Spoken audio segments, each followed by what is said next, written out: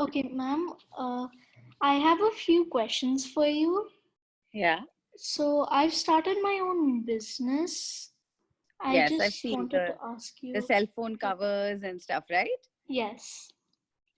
So, how did you start Slurp Farms? Where did you get the idea from? Why did you start it? So, I spent a lot of time working on areas of sort of maternal and child health, which means from the time a mother gets pregnant to the time a baby is born, and till they are sort of about 8 to 10 years old.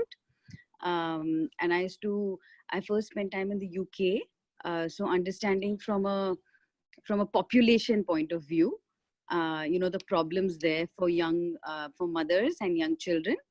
And then when I came to India about now almost 9 years ago, I did the same here. So in India, I traveled a lot to sort of UP, Bihar, Karnataka, some parts of the Northeast, which is sort of some of the problem spots, right, for for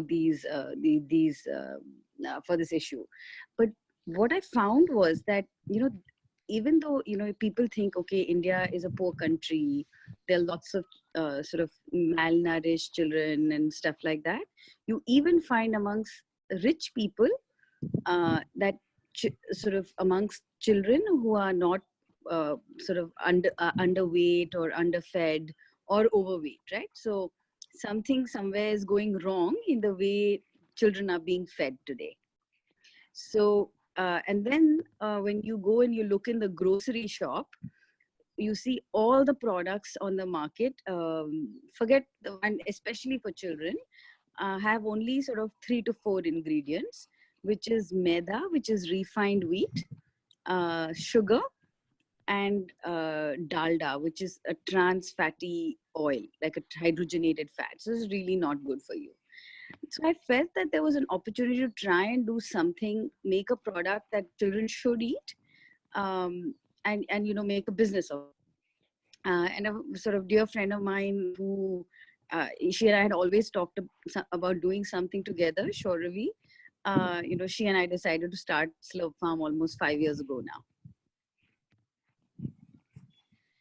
now. So, when you were starting your business, what were the initial challenges you faced?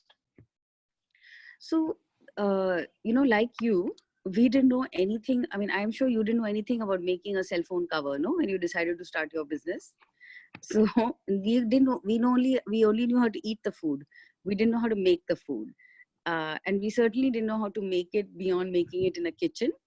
So we had to figure all that out, right? And we wanted to make it in a, in a commercial facility, but without adding all these ingredients that I just told you. All manufacturers use them, right? So we had to teach them, and we didn't even know how to do it, right? So we had to experiment.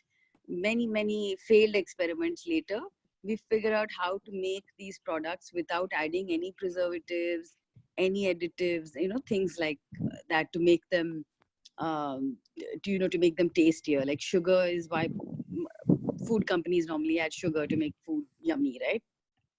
So we had to figure out how to make things yummy without adding all these things, and that was a big challenge. Because if it's not yummy, your mother will buy it for you once, but if you don't eat it, she won't buy it again, right? The reason she keeps buying you the pancake is because you like it. So we had to get that right, and that took some time because it had never been done before. So I think that was a challenge. The second, I mean, this, I mean, there are even now, it's not like there are no challenges now, right? Even now, we're trying to figure out how to reach more and more children. The goal that we have set ourselves is that we should reach sort of 10 million children, by the end of year 5. So we have a long way to go. So, ma'am, what advice would you give to a young entrepreneur? So basically, you have to figure out what it is that you are offering, right? What is the problem you're solving for people? So in your case, it was people who want sort of custom made phone covers for, to give to their moms or to give to their friends or whatever it is, to somebody special, right? So I think for anybody, you have to figure out that what they call product market fit, right? So what is the product you're making, and how is it fulfilling a need for somebody, for them to pay you?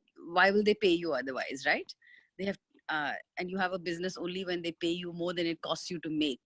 So, figuring that out is really important. If somebody can make it cheaper or more easily, or find a substitute for that, then they wouldn't buy it, right? So you have to figure out what it is, that what problem are you solving for that customer? That why should they come to you? So I think that's the first thing that you have to figure out the answer to. So if there were 20 products on the market that already used all of like the kinds of ingredients we do, I don't think we would have started Slurp Farm.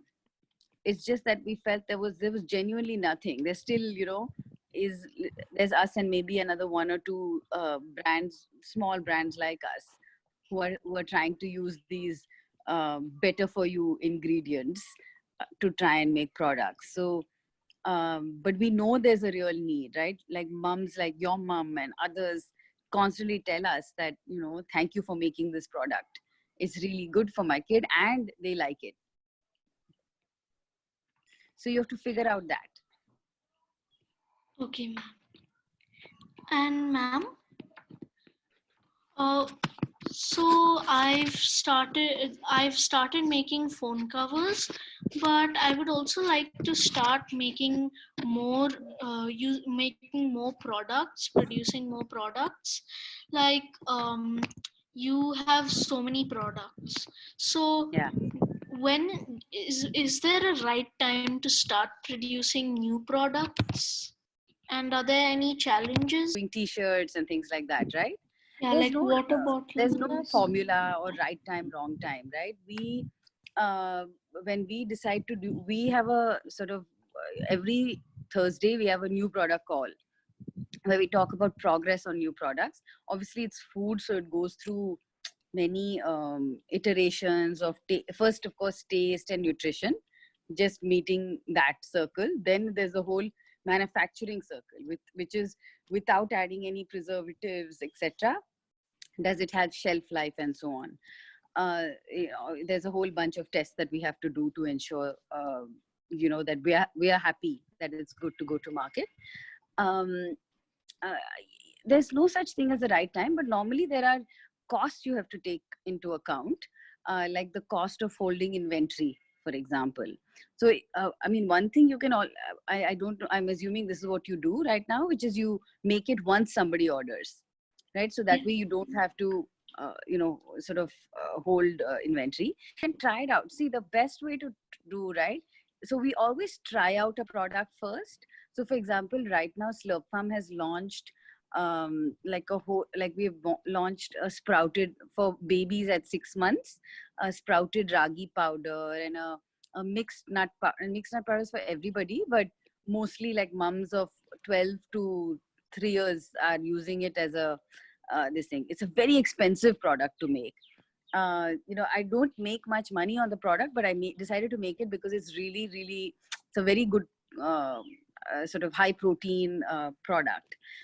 So what we do is we make a very small batch, just to give you a sense of the order of magnitude. We normally make like 1,000 kilos of the pancake. This we make 20 kilos a month. Whoa. Okay, so much less, right?